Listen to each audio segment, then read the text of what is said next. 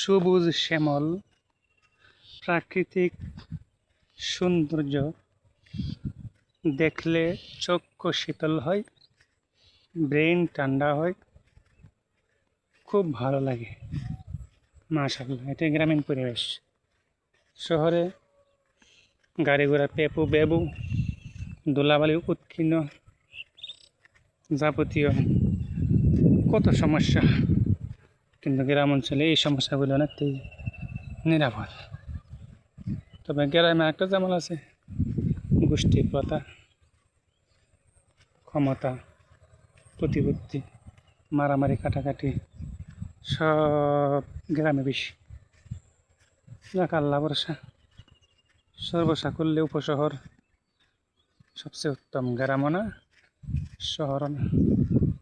মাশাআল্লাহ, আল্লাহ ভরসা।